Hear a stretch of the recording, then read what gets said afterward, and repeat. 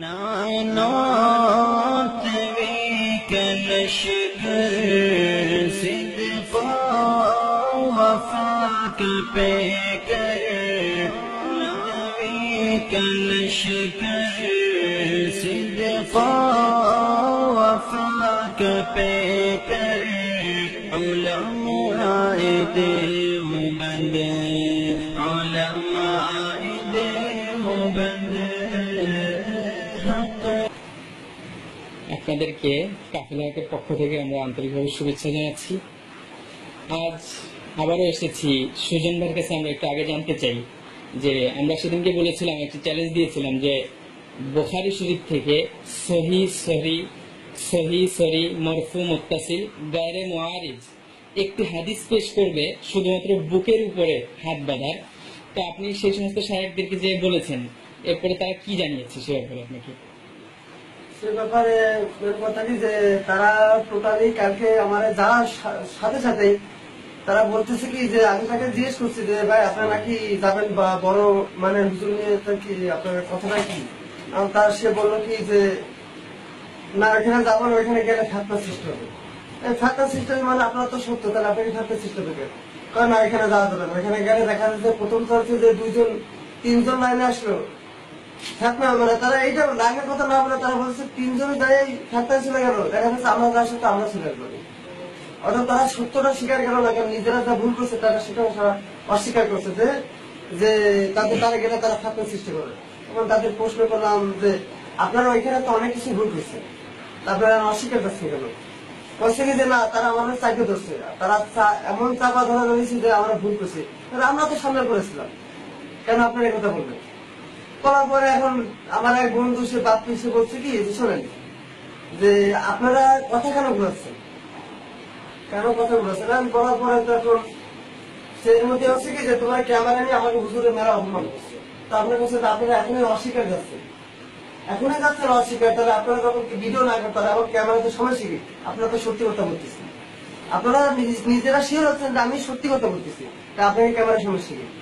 না তোমার জন্য এই খাতা সৃষ্টি হয়েছে, তুমি তোমার যে কি বলবো আমি বুঝতে পারতেছি, আমি কি বলবেন আপনি কিছু বলার না, কারণ আপনার নিজেরা ঠিক মতো কথা হইতে পারবেন। আমি আপনার কাছে জানতে চাই যে আপনারা যে সেদিনকে এসেছিলেন আসলে এখানে কি ফেতনা হয়েছিল, না আমরা রেফারেন্স দিয়ে তাদেরকে জিনিসটা তাদের থেকে জানতে চেয়েছিলাম, নাকি আমরা রেফারেন্স দেয়নি না তারা রেফারেন্স দেয়নি? আমি আপনার কাছে সেটা জানতে চাই। রেফারেন্স তারা তো দেয়নি, বরং তারা যেসব কথা বলেছে সম্পূর্ণ উল্টা। কারণ আমরা মনে করছি সে নিজের থেকে এসে আইসে বলতেছে যে সত্য জিনিসটা আমরা ধরবো, আমাদের কোনো সমস্যা নেই। তখন তারা এই ক্যামেরার কথা বারবার আমরা বলতেছি একই কথা যে ক্যামেরা নিয়ে তোমরা এত বড় অন্যায় কাজ করছো, আমি আপনার তো সত্যি কথা বলতেছি, আপনি ক্যামেরার সমস্যা নেই। তখন বাপি বলতেছে কি ধন ভাই যে আপনারা এখন কথা উঠান না, যদি তাই উঠান তাহলে তো সম্পূর্ণ ভিডিও সাথে সেটা আপনারা দেখবেন।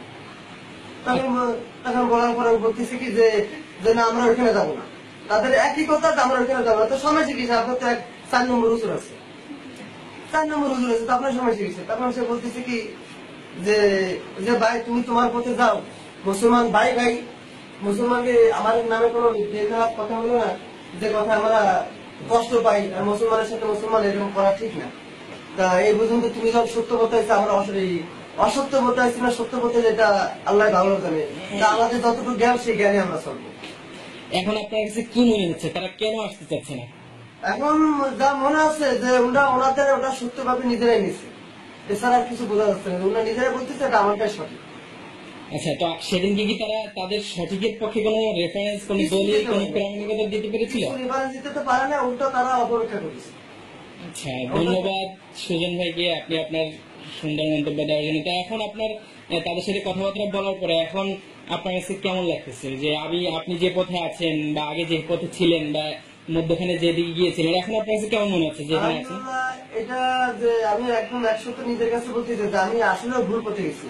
এখন যে আল্লাহ যে আমার অশেষ রহমত, আমি সঠিক পথে আসলে বুঝতে পারিনি যে আল্লাহ আমার রহমত করেছে বলে আজকে আমি যা আগে যাচ্ছিলাম বা আমি যে বর্তমান যেটা আছি সেটা সবচেয়ে ভালো পথে।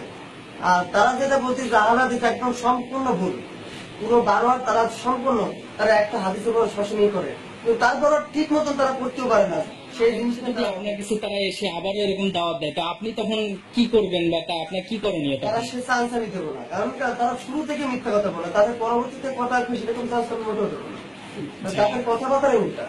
আচ্ছা, সুজন ভাইকে কাফেলা পরিবারের পক্ষ থেকে অনেক অনেক ধন্যবাদ। রুবেল ভাইয়ের কাছে, রুবেল ভাই গত শুক্রবার এসেছিলেন, কিন্তু আপনাকে আমরা হাতের কাছে না পাওয়ার কারণে আমরা আপনার কাছ থেকে শুনতে পারিনি যে আসলে আপনার এখন মানসিক ভাবে আপনি কি ধরনের ইয়াতে আপনি আছেন। আমরা আপনার কাছে জানতে চাই যে গত শুক্রবার যে আপনি এসেছিলেন, এখন আপনার কি অবস্থা? এখন আল্লাহর রহমতে আমি খুবই ভালো আছি। ছোটকাল থেকে যে নামাজ পড়ছিলাম, মাঝখানে একটু ওই ওদের মিথ্যা এসে তার সাথে জড়াই গেছিলাম। তারপরে যখন রুবেল ভাই আর একটু জোরে বললে ভালো হয়। জি, ছোটকাল থেকে আমি যেভাবে নামাজ পড়ছিলাম, মাঝখানে দিকে এসে আমি একটু ভুল মানুষের কথা শুনে ভুল বলে চলে গেছিলাম।